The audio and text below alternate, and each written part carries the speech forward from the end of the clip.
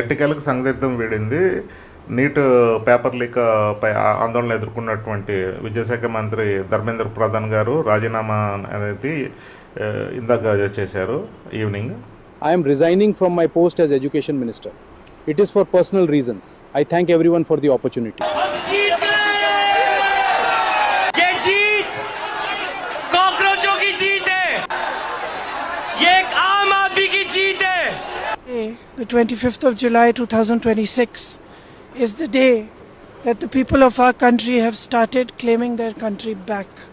అయితే ఈ మొత్తం ఎపిసోడ్లో ధర్మేంద్ర ప్రధాన్ గారి రాజీనామా అనేది నైతికంగా ఆయన వాలంటీర్గా ముందే జరగాల్సిన విషయం. ఎందుకంటే దేశంలో మొత్తం దేశానికి సంబంధించినటువంటి విద్యార్థులు చాలా రకమైనటువంటి మానసిక ఆందోళనకు గురి అయ్యారు ఈ టోటల్ ఎపిసోడ్లో.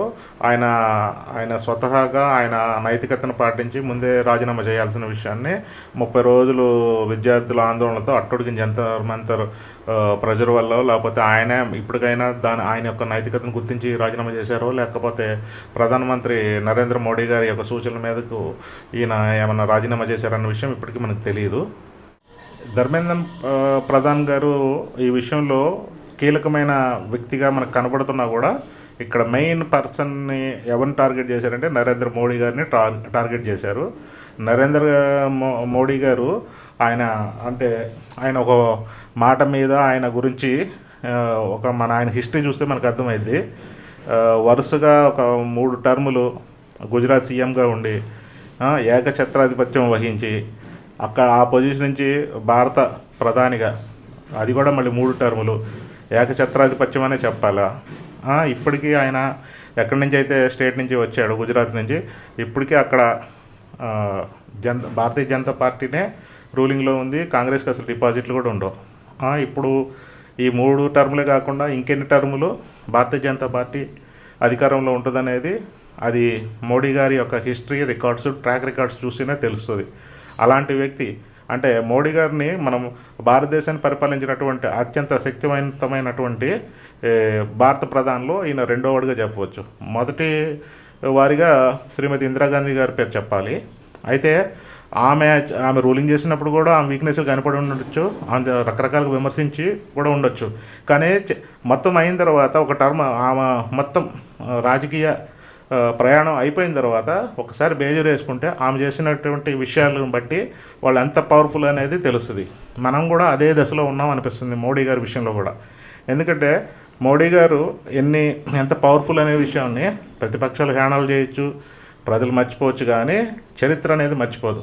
ఎందుకంటే ఆయన గారు ఒక విషయాన్ని ట్యాకిల్ చేసే పద్ధతి, ఒక విషయాన్ని ఎలా దాన్ని ప్రాబ్లమ్ని ఎలా సాల్వ్ చేసే పద్ధతి అనేది మనకి ఇప్పటికీ చాలా చాలా సందర్భాల్లో చూసాం. అయితే ఈ మొత్తం ఎపిసోడ్లో ధర్మేంద్ర ప్రధాన్ గారు ఆయన వాలంటీర్గా నిర్ణయం తీసుకొని పర్సనల్ రీజన్ అని చెప్తున్నారా, లేకపోతే మోడీ గారు చేపించారా అనేది మనకి ఇంకా క్లారిటీగా తెలియదు. కానీ ఒక విషయం అయితే వెరీ క్లియర్, ఇది ఈరోజు ప్రతిపక్షాలకి విజయంగా అనిపించవచ్చు, కాక్రోచ్ జనతా పార్టీకి విజయంగా అనిపించవచ్చు, భారతీయ జనతా పార్టీకి ఘోర ఓటమిలా కనపడవచ్చు. కానీ దీని పర్యవసానాలు, దీని ద్వారా జరిగే పరిణామాలు అనేవి ఒక రకంగా చెప్పాలంటే ప్రతిపక్షాలకి ఆలోచిస్తేనే వెన్నులో వణుకు పుడుతుంది. నాకు తెలుసు ఆల్రెడీ వాళ్ళు ఆ పాయింట్లోనే ఆ స్టేట్ ఆఫ్ మైండ్ ఉండి ఉంటుంది. ప్రజెంట్ ఈ కాక్రోచ్ జనతా పార్టీ లీడర్ల కాడి నుంచి జనాలని అడ్డం పెట్టుకొని, ఎస్పెషల్లీ విద్యార్థులను అడ్డం పెట్టుకొని వీళ్ళు చేసిన బ్లాక్మెయిల్కి ఒక సెకండ్ అయితే మోడీ గారు ఒక 2 అడుగులు వెనకేసినట్టే. కానీ ఇప్పుడు నెక్స్ట్ జరిగేదనేది విషయం అనేది ఎవరు ఓకే అందదని నేను అనుకుంటున్నాను. ఎందుకంటే ఎవరైతే ఇప్పుడు కాక్రోచ్ జనతా పార్టీ లీడర్లు బ్యాకప్ ఉన్న దేశాలు కానీ, ఇక్కడ ఒక దేశంలో ఉన్నటువంటి అరాచక శక్తులు కానీ ఎవరెవరు ఉన్నారో ఇప్పటికీ ఒక అవగాహనకు వచ్చి ఉంటారు. కేంద్ర నిఘా వర్గాల సహాయంతో మొత్తాన్ని ఒక పాయింట్ చేసుకుని ఒక 2 రోజుల దాకా అయితే స్తబ్దంగా ఉండి ఈ విద్యార్థులు, అమాయకులు, ఇక్కడ పార్టిసిపేట్ చేసిన వాళ్ళు అందరూ వాళ్ళ ఇళ్ళకి చేరేదాకా అయితే కొంచెం ఒక 2 నుంచి 3 రోజులు సమయం పాటిస్తారు. తర్వాత జరిగే విషయాలు కాక్రోచ్ జనతా పార్టీ లీడర్లు ఎవరెవరు ఉన్నారో వాళ్ళ మీద కేసులు కానించి, వీళ్ళు ఫండింగ్ జరిగిన ఇది కానించి ప్రతి విషయాన్ని తవ్వుతారు. అంతేకాకుండా రాజకీయ పార్టీలు ప్రధానంగా దీన్ని గొప్ప విజయంగా భావిస్తున్నటువంటి కాంగ్రెస్ పార్టీకి ఆల్రెడీ భారతదేశంలో ప్రజెంట్ అది 4 స్టేట్స్కే పరిమితమైంది. ఈ 4 స్టేట్లో కనీసం తక్కువలో తక్కువ ఒక స్టేట్లో అయినా దాని యొక్క ఇది అనేది ప్రభుత్వం అనేది పడిపోతుంది. ఇది నా ఓన్ పర్సెప్షన్ మాత్రమే. ఈ 4 స్టేట్లో కనీసం 1 నుంచి 2 స్టేట్లో ప్రభుత్వం అనేది కుప్పకూలిపోతుంది. నెక్స్ట్ వచ్చేసరికి ఒక పార్టీలోంచి పెద్ద పెద్ద నాయకులు బయటకు వస్తారు. ఇది జరగబోతుంది. ఆమ్ ఆద్మీ పార్టీ కూడా అదే జరుగుతుంది. మళ్ళీ ఆయన మద్యం కేసు మళ్ళీ దానికి బెయిల్ క్యాన్సిల్ అవ్వచ్చు, మేబీ దాని మీద ఇంకొక కేసు ఫైల్ అవ్వచ్చు, ఆయన అవినీతి మీద ఆయన మళ్ళీ జైలుకి వెళ్ళొచ్చు. ఉన్న ఆమ్ ఆద్మీ పార్టీ కానీ ఈ వ్యక్తుల పరంగా చూస్తే ఎవరెవరు ప్రకాష్ రాజ్ కాడ నుంచి మిగతా వాళ్ళ మీద రకరకాల కేసులు అయితే ఒక సునామీలాగా వాళ్ళ మీద ముంచిపోతుందని నేను అనుకుంటున్నాను. ఈ విషయం జరుగుతున్నంతసేపు మాత్రం ప్రతిపక్షాలకి ఇది బలంగాను, అధికార పక్షమైన బీజేపీకి ఇది సంకట స్థితికినే ఉంది ఈ నెల రోజులు.